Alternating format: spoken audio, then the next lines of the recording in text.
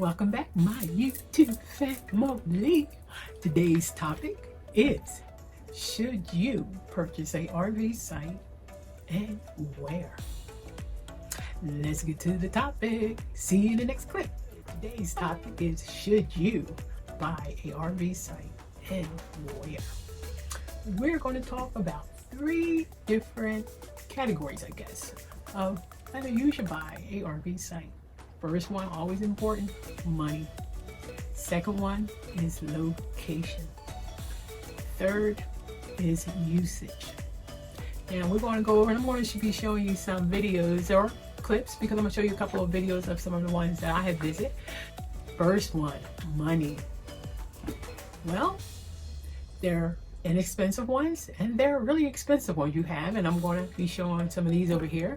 You have some of the very luxury ones, and you have the ones that are not so luxury, which are campgrounds basically, campsites that you have slot where people actually live in them. So those are the ones. Mine's kind of run in the middle range.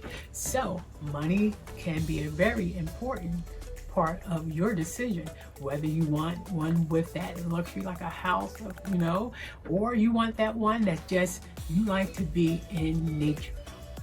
It works for you, whatever one you want. I love the nature sites and I love the luxury sites.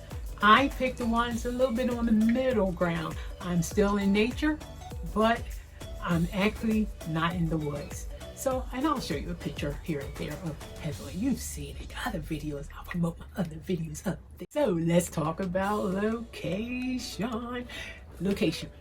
Now, I have experience in Florida, hint, hint, and I also have very little experience in PA, up in the Poconos. So when I talk about location, different parts of the United States are not open during the winter. So we're talking about up north, and we're talking about down south. Down south in Florida and most of the southern states are open all year round. So you're gonna get more for your money, and you get to enjoy your site all year round. And hey, if you wanna live there, you can live there. It's your property. That is a plus with Florida, buying a RV site in Florida.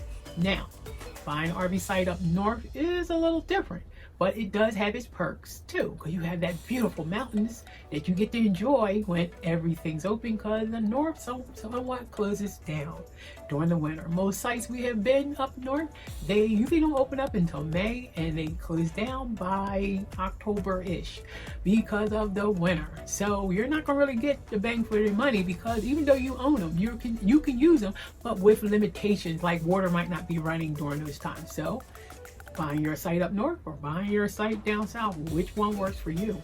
Florida worked for me. So go about another part of location, whether you want a site in the woods like campgrounds, or do you want a site that's kind of like in the city, like you own a house type of thing. I'll show you pictures of both types. I went with one that was close to the city type of thing. It's kind of like let's think of it as a suburbs kind of thing. The campground part that I'm learning from I'm just going to go on 2 years RVing. My 2 years or a year and a half experiences, I'm learning campgrounds don't work much for me because of me working and needing the internet.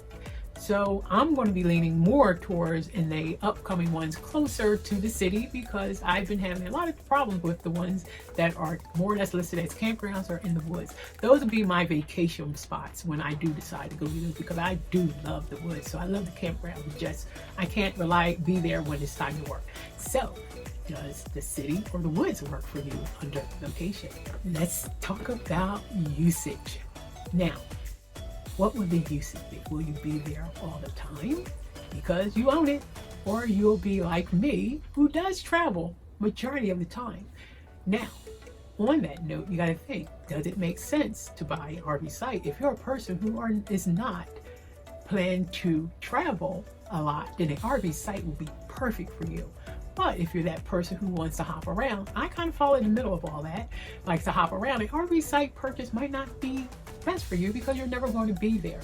with mine. Why I did decide, even though I do hop around a lot, I decided to purchase one. And Florida works for me because during the winter, I like to be down there during the winter. And right now, I can see myself being there 4 months out of the year. Usage is very important. So, do you plan to be there all the time? Then you might want to look into purchasing an RV site and location. If you're not planning to really be there that often, save your money for your travels. Hey, usage. We have another one under usage. What type of community will you want to purchase a RV site and location? There's different types of community. It depends on the way you want to use it. Is it going to be geared around families? I'll show you a couple of places I went that are beautiful, got so many amenities that are geared around family.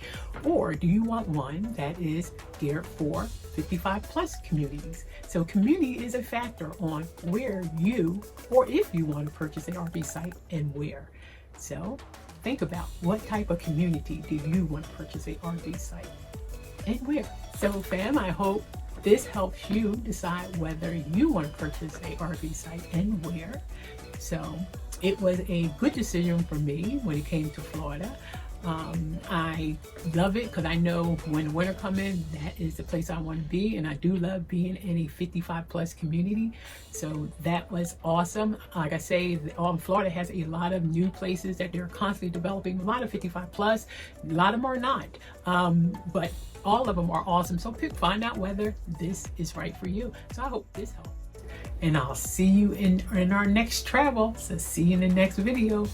Peace, love, and happiness. Peace. Bye-bye.